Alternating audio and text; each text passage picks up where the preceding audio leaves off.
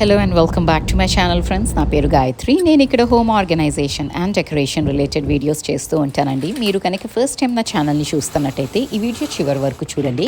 నచ్చితే లైక్ చేయటం, సబ్స్క్రైబ్ చేయటం అస్సలు మర్చిపోవద్దు. ఒక చిన్న బ్రేక్ అయితే తీసుకున్నామండి మొనాటనస్ లైఫ్ నుంచి. అంటే శ్లోక బర్త్డేకి వీ కీప్ ఆన్ ట్రావెలింగ్. ఎక్కడికో ఒక చోటకి 2 డేస్కైనా బ్రేక్ తీసుకోవడానికి ట్రై చేస్తాము.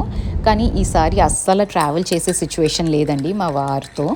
So we just went for small break అనమాట. 2 డేస్కి అట్లా ఇక్కడే బాంబే పక్కనే బోల్డ్ అన్ని రిసార్ట్స్ ఉంటాయండి. Lonavala, Khandala, Alibag, you name it, they have it అనమాట. 2-3 hours డ్రైవ్.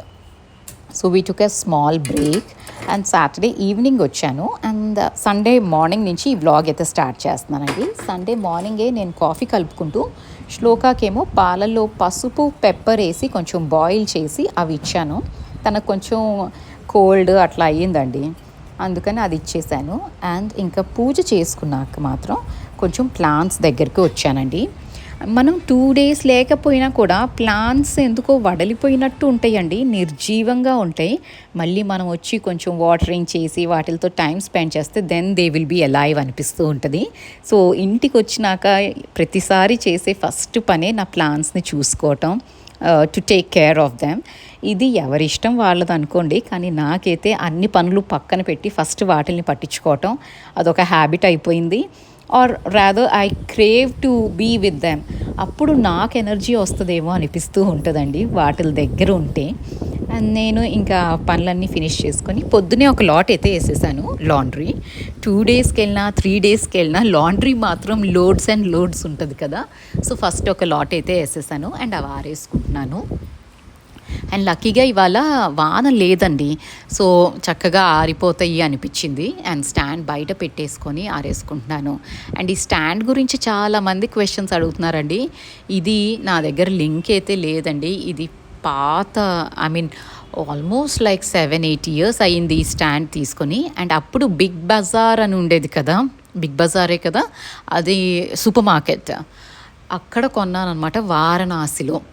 సో ఇన్ని రోజులు వచ్చిందండి, కానీ ఇప్పుడైతే ఇరిగిపోతుంది. దీన్ని రీప్లేస్ చేసే టైం అయితే వచ్చింది. నేను చూస్తున్నాను అనమాట ఇంకెన్ని రోజులు దీన్ని లాగగలుగుతానో అన్ని రోజులు లాగేసి then I will buy a new one అని.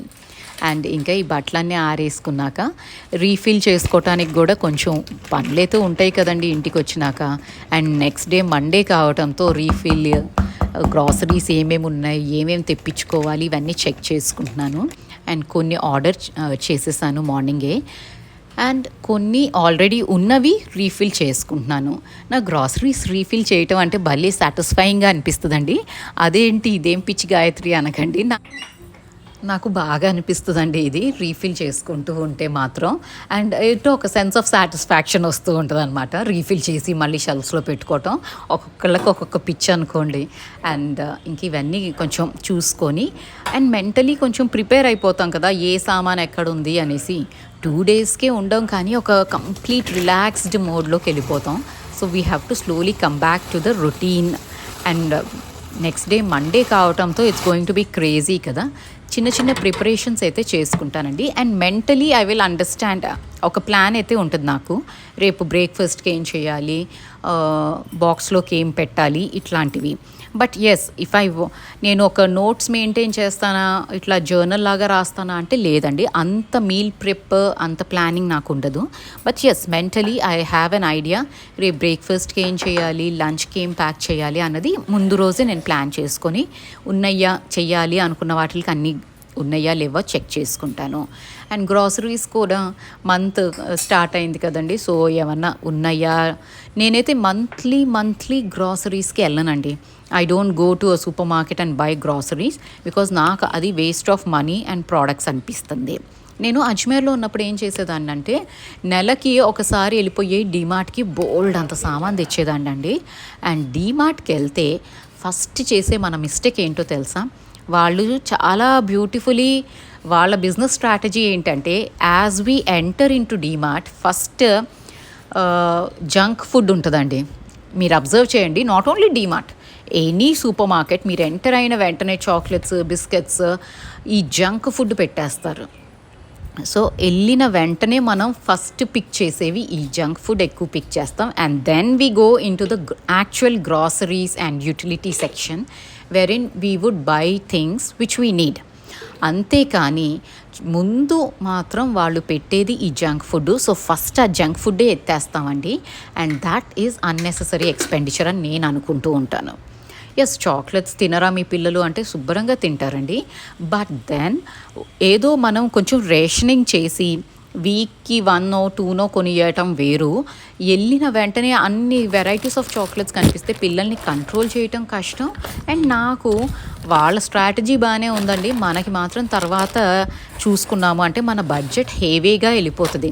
10,000 బడ్జెట్ ప్లాన్ చేసుకొని వెళ్ళాము అంటే మనకి ఈజీలీ 2,000 అయినా అన్నెసెసరీ ఐటమ్స్ మీద కొంటాం. సో సూపర్ మార్కెట్స్కి వెళ్ళటం అయితే నేను అసలు లిటరలీ బ్యాన్ చేసేసుకున్నానండి నా లైఫ్లో. I order from grocery, online shops.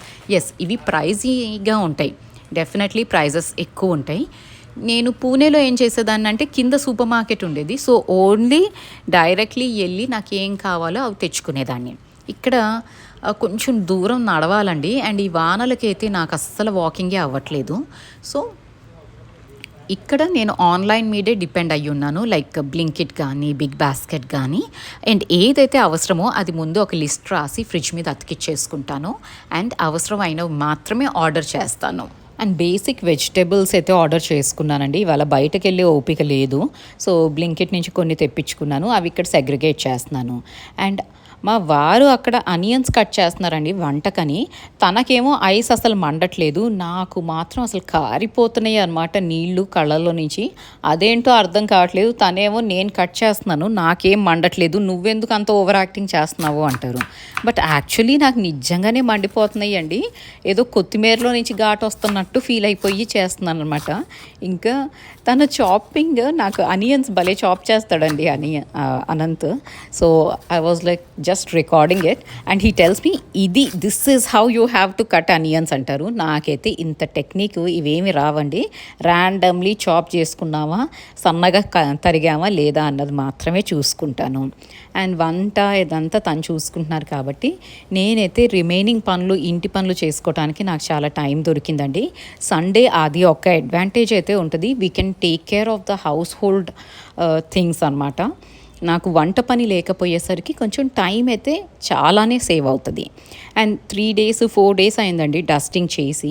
So dust ఒక లేయర్ అయితే ఫామ్ అయిపోతుంది. ఎంత తలుపులు వేసున్నా కూడా డస్ట్ అయితే వస్తుంది కదా. అండ్ అది లేచి మళ్ళీ నాకు డస్ట్ ఎలర్జీ, సైనస్ ఉంది కాబట్టి అది ఎక్కడైతే ట్రిగర్ అవుతుందేమో అని నాకు ఒక చిన్న భయం. అందుకని మైక్రోఫైబర్ క్లాత్ని వెట్ చేసుకొని అప్పుడు క్లీన్ చేసుకుంటానండి. మనకి డస్ట్ నీట్గా వచ్చేస్తుంది అండ్ లేవదు. ఎప్పుడైనా మనకి డస్ట్ ఎలర్జీ ఉన్నప్పుడు డస్ట్ లేచే అంటే ఇట్లా దులుపుకున్నాం అనుకోండి, ఆ డస్ట్ పార్టికల్స్ లేస్తాయి, ఎయిర్లోకి వెళ్ళి అవి మన నోస్లోకి వెళ్ళే ఛాన్స్ ఉంటుంది. అలా కాకుండా ఇట్లా వెట్ క్లాత్తో మీరు క్లీన్ చేసుకున్నారనుకోండి, డస్ట్ పోతుంది అండ్ లేవకుండా అంటే మనకి ఎలర్జీ రాకుండా వీ కెన్ సర్వైవ్ అనమాట డస్టింగ్. అండ్ ఇక్కడ అన్నీ క్లీన్ అయితే చేసేసుకుంటున్నానండి. మెల్లిగా ఒక్కొక్క ఫర్నిచర్ పీస్ మీద ఉన్న డస్ట్ని ఈ వెట్ మైక్రోఫైబర్ క్లాత్తోనే క్లీన్ చేసుకుంటున్నాను. అండ్ ఇప్పుడు కొంచెం నీట్గా అనిపిస్తుందండి. అంటే క్లీనింగ్ అయిపోయి, డస్టింగ్ అయిపోయి, మాపింగ్ అయిపోయినాక ఇల్లులాగా అనిపిస్తుంది. ఎందుకంటే వచ్చిన దగ్గర నుంచి ఏదో ఒక పని చేస్తూ ఉంటాం కదా. You hardly get time to SIT and relax. 2 days వెకేషన్కి వెళ్ళి వచ్చాము అంటే వచ్చినాక బోల్డ్ అంత పని పైలప్ అయిపోతూ ఉంటుంది. And we have to do it. కానీ చేసేటప్పుడు ఆ ఎనర్జీ లెవెల్స్ అయితే డిఫరెంట్ ఉంటాయండి. చిన్న చిన్న బ్రేక్స్ తీసుకోగలిగితే ఇట్స్ నైస్ అనిపిస్తుంది. అండ్ ఇవాళ అయితే మొత్తం థరో డస్టింగ్ అయితే చేస్తున్నానండి. అంటే మ్యాథ్స్ అవన్నీ తీయట్లేదు, కానీ each and every furniture piece ప్రాపర్గా ఒక్కసారి డస్టింగ్ అయితే చేసేసుకుంటాను. లివింగ్ ఏరియాలో, బెడ్రూమ్స్లో అన్నిట్లో. ఎందుకంటే డస్ట్ అయితే ఉంటుందండి డెఫినెట్లీ. 3-4 days డస్టింగ్ అవ్వలేదు కదా. సో డస్టింగ్ డెఫినెట్గా డస్ట్ అయితే అక్యూములేట్ అవుతుంది. అండ్ దాన్ని నెగ్లెక్ట్ చేసాము అంటే అన్నెసరీగా నాకు సైనస్ ట్రిగర్ అవుతూ ఉంటుంది. సో మీలో ఎవరికైనా సైనస్ ఉంటే ఇట్లా వెట్ చేసుకొని క్లాత్ని వైప్ చేసుకోండి. ఆ డస్ట్ లేవదు అండ్ మీకు అంత ట్రిగర్ అవ్వదు డస్ట్ ఎలర్జీ అన్నది. సో ఇట్లా అయితే నీట్గా చేసేసుకున్నానండి. అండ్ ఇల్లు నీట్ అయిపోయినాక మాత్రం ఒక సెన్స్ ఆఫ్ సాటిస్ఫాక్షన్ వస్తుంది. అమ్మయ్య ఇంటికి వచ్చేసాము అన్న ఫీలింగ్. అండ్ ప్లాంట్స్ కూడా కొన్ని బయట పెట్టానండి వెళ్ళే ముందు ఊరికి. అండ్ కొన్ని మాత్రం ఇంట్లోనే ఉంచాను. చిన్న చిన్న ప్లాంట్స్ ఏంటి అంటే వాటరింగ్ చేసేసి ఇంట్లోనే ఉంచేసాను. కొన్ని మాత్రం పెద్ద లైక్ నా టీవీ పక్కన ఉండే ఆ చైనీస్ డాల్ అంటాం కదా ఆ ప్లాంట్ని, అది బయట పెట్టానండి. లాస్ట్ టైం ఏమైంది అంటే నేను దాన్ని ఇంట్లో పెట్టేసి వెళ్ళాను వాటర్ చేసి, కానీ దానికి గాలి రాకో ఏమో వడలిపోయింది. అట్ వన్ పాయింట్ నాకు భయం వేసింది అనమాట, ఆ ప్లాంట్ పాడైపోయిందేమో, ఇట్స్ గాన్ అని. బట్ లక్కీలీ రివైవ్ అయింది. సో ఆ పెద్ద ప్లాంట్ని అయితే బయట పెట్టేశాను, కానీ ఇట్లాంటి స్మాల్ పాట్స్ని వీటిని ఏంటంటే ఇంట్లోనే ఉంచేసానండి వాటరింగ్ చేసేసి. ఇంకా 4 days అయింది కదా, ఇప్పుడు సాయిల్ అంతా డ్రై అయిపోయేసరికి ఇవాళ మళ్ళీ కొంచెం వాటరింగ్ చేసి కొన్ని ప్లాంట్స్ని అయితే బయట పెడుతున్నాను ఎండకి అన్నట్టు. మిగతావి అయితే indoor plants most of them we don't need much of అంత బ్రైట్ సన్లైట్ అవసరం లేదండి వాటికి. అండ్ ఈ టీవీ పక్కన పెట్టిన ఈ ప్లాంట్ గురించి అయితే చాలా క్వెరీస్ వస్తున్నాయండి. దీన్ని చైనీస్ డాల్ అంటారు. బొటానికల్ నేమ్ అయితే నాకు తెలీదు. మీలో ఎవరికైనా తెలిస్తే ప్లీజ్ నాకు కామెంట్ చేసి అయితే చెప్పండి. అండ్ ఇది చాలా అంటే కొంచెం డెలికేటే ఉందండి ఈ plant. It's not a rough and tough plant, కొంచెం డెలికేటే ఉంటుంది ఇది. If you want an inexpensive plant and rough and టఫ్గా పెరిగిపోయే ప్లాంట్ కావాలి, గ్రీన్గా ఉండాలి అంటే go for a GG plant అండి. అది చాలా రఫ్ అండ్ టఫ్గా బతికేస్తుంది. అండ్ ఇంక ఈ పనులన్నీ ఫినిష్ చేసుకొని నేనైతే మండలా మర్డర్స్ అనేసి పెట్టానండి. ఇది బాగుంది actually. It's a very nice series అనమాట, కొంచెం డిఫరెంట్గా ఉంది. So if you are interested you can watch అండి. Suspense, thriller and little bit of మన ఫోక్లోర్ ఇవన్నీ కలిపేసి తీశారు. It's a nice getaway అన్నట్టుంది. అండ్ ఇక్కడతో అయితే ఇవాళ వ్లాగ్ అయితే ఎండ్ చేసేస్తున్నానండి. మీకు ఈ వీడియో నచ్చితే ప్లీజ్ లైక్ చేయటం, సబ్స్క్రైబ్ చేయటం మర్చిపోవద్దు. అండ్ కొత్త వాళ్ళైతే please do consider subscribing to this channel. And మన రెగ్యులర్ వ్యూవర్స్ అయితే లైక్ చేయటం మర్చిపోకండి. Thank you so much for watching.